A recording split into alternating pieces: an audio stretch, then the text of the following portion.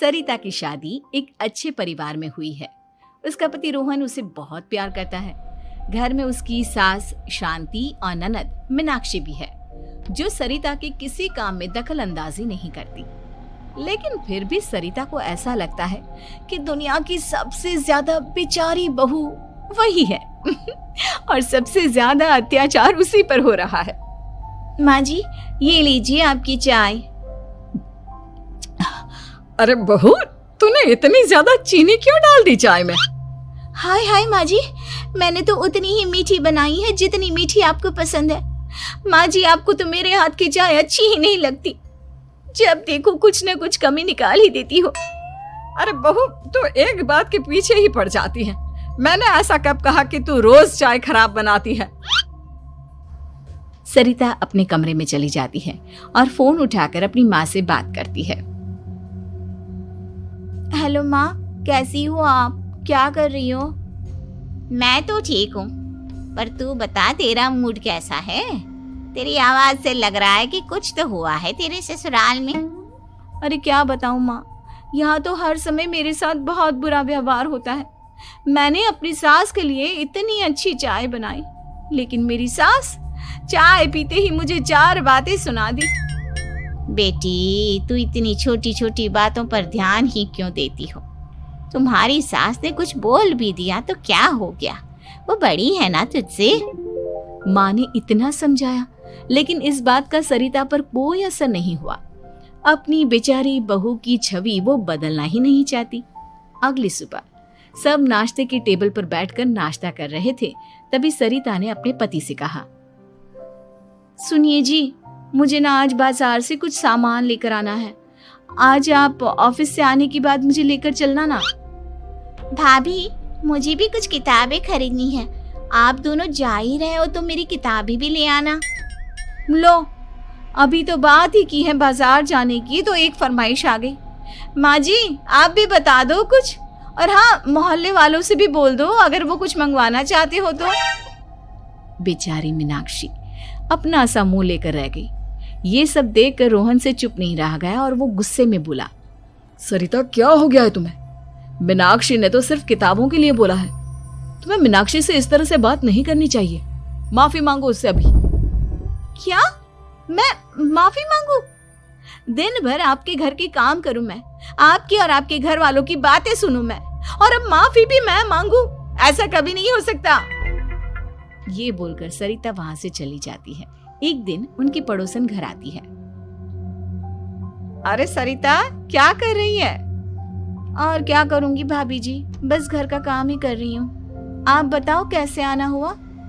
अरे मैं तो तुम्हारा हालचाल पूछने आई थी, लेकिन तुम तो बिजी लग रही हो। कोई बात नहीं, मैं बाद में आ जाऊंगी।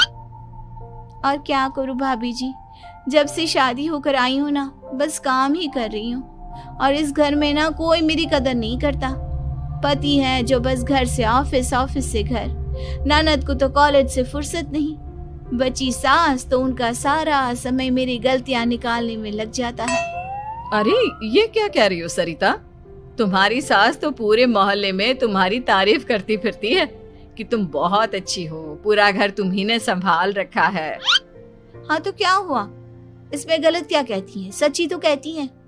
मेरी मर्जी के बिना इस घर का पत्ता भी नहीं हिलता। शाम को जब रोहन घर आया तो उसने सबसे कहा, कल हम सबको मौसी जी के घर जाना है। उनकी बेटी की शादी है। सब अपनी अपनी पैकिंग कर लो, सुबह होते ही निकल जाएंगे। और सरिता, तुम कान खोलकर सुन लो, वहां जाकर किसी की बुराई भलाई शुरू मत कर देना, नहीं तो मुझसे बुरा कोई नहीं होगा।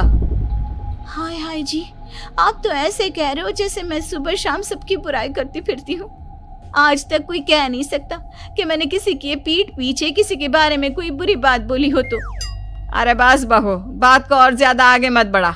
हमें सब पता है तो हमारे साथ क्या व्यवहार करती है। ये बात घर तक रखना, शादी में किसी को कुछ मत बोलना, नहीं तो सब कहेंगे कि शांति की बहू कितना बोलती है। हाँ हाँ, सब कुछ तो मैं ही बोलती हूँ ना। आप लोग तो हर समय फूलों की बारिश करते रहते हो मेरे ऊपर। सारी गलती मेरी है जो मैं इस घर में आई। सबका कितना ध्यान रखती हूँ, लेकिन फिर भी मेरी तो आप लोगों की नजर में कोई कदर ही नहीं है। अगली सुबह सब लोग मौसी जी के घर पर चले जाते हैं। वहां पर शादी का माहौल होता है। सब जगह चहल पहल होती है, बहुत सारे मेहमान आए हैं। सरिता को वहां बहुत अच्छा लग रहा है। वो अपने मन में सोचती है, यहाँ कितना अच्छा लग रहा है, कितनी रौनक है।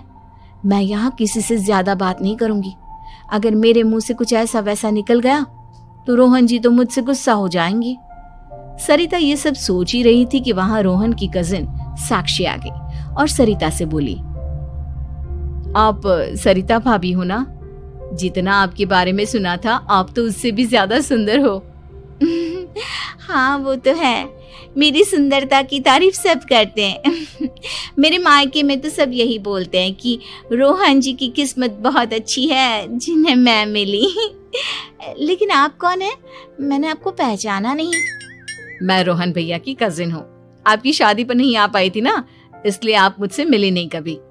शांति मौसी और मीनाक्षी आपकी बहुत तारीफ करते हैं। क्या कहा तुमने? मेरी तारीफ? कभी नहीं। मेरे ससुराल वाले कभी मेरी तारीफ कर ही नहीं सकते। मैं इतनी अच्छी हूँ, मेहनती हूँ, लेकिन उन्हें तो मेरी कदर ही नहीं। सारा दिन घर का काम करती हूँ, फिर भी मेरी सास ना मुझे सुनाती रहती है, और पति भी मेरी सास की साइड लेते हैं। ना कभी बाहर ले जाते हैं, ना कहीं घुमाने। अगर घुमाने के लिए कभी बोल भी देना तो उनकी बहन बीच में आ जाती है। मैं कैसे रह रही हूँ उस घर में, ये मैं ही जानती हूँ। सरिता की ये बातें सुनकर साक्षी को बड़ी हैरानी हुई। अब वो हर किसी के सामने अपनी बढ़ाई और ससुराल वालों की बुराई करने लगी। रोहन और शांति को सरिता पर बहुत गुस्सा आया, लेकिन वो चुप रहे। अगले दिन जब वो अपने घर पर आए, सरिता, तुमने क्यों सबके सामने मेरी इज्जत का तमाशा बनाया? तुमसे बोला था ना कि चुप रहना। अजी ऐसा भी क्या कह दिया मैंने जो इतना भड़क रहे हो? तुम जहाँ जाती हो अपना रोना शुरू कर देती हो, कभी किसी दूसरे की बात ही नहीं सुनती, बस अपनी कहती रहती हो। तुमने सबके सामने हमारा तमाशा बनाकर रख दिया है। हे भगवान, मुझे अपने पास बुला ले। जिस घर में मेरी कदर ही नहीं, उस घर में मेरा क्या काम? अरे क्या करूंगी मैं यहाँ रहकर? जो भी आता है मुझे सुनाकर चला जाता है। मैं तो किसी से कुछ नहीं कहती। सीधी सादी बहू मिल गई है ना सबको, तो जो जी में आए वो करो। सरिता ने अपने आगे किसी को कुछ बोलने ही नहीं दिया, और उस दिन भी उसने सबके सामने खुद को बेचारी बना ही दिया। अगले दिन मीनाक्षी कॉलेज के लिए लेट हो रही थी, इसलिए वो हर काम जल्दी जल्दी कर रही थी। अपना नाश्ता लेने किचन में गई और पतीले में रखे गरम दूध को गिलास में डालने लगी। दूध का पतीला उसके हाथ से छूट गया और गरम गरम दूध उसके हाथ पर गिर गया। ओए माँ, हाय मेरा हाथ, माँ मेरा हाथ जल गया। मीनाक्षी की आवाज सुनकर सरिता दौड़ती हुई आई। ये क्या किया तुमने? तुम्हें नाश्ता चाहिए था तो मुझसे बोल देती, मैं क्या मना करती थी? अब पता नहीं कितने दिन की मुसीबत पाल ली तुमने। सरिता मीनाक्षी को उसके कमरे में ले गई और उसका बहुत ख्याल रखा। उसका इस तरह से ख्याल रखना शांति और रोहन को थोड़ा अजीब लगा। माँ, सरिता के दिमाग का भी कुछ पता नहीं। कल शादी में सबको इतना कुछ बोलकर आई है हमारे बारे में, और अब मीनाक्षी की कितनी अच्छी देखभाल कर रही है। ये ऐसा क्यों करती है? बेटा, तेरी बीवी की ना आदत हो गई है सबके सामने खुद को बेचारी दिखाने की, और आदत इतनी जल्दी नहीं बदलती। जब ये बोलना शुरू करती है तो रुकने का नाम ही नहीं लेती, इसलिए इसे पता ही नहीं चलता कि ये किसके सामने क्या बोली जा रही है। लेकिन दिल की बहुत अच्छी है। हमें भी अपना दिल बड़ा करके ये जैसी है इसे स्वीकार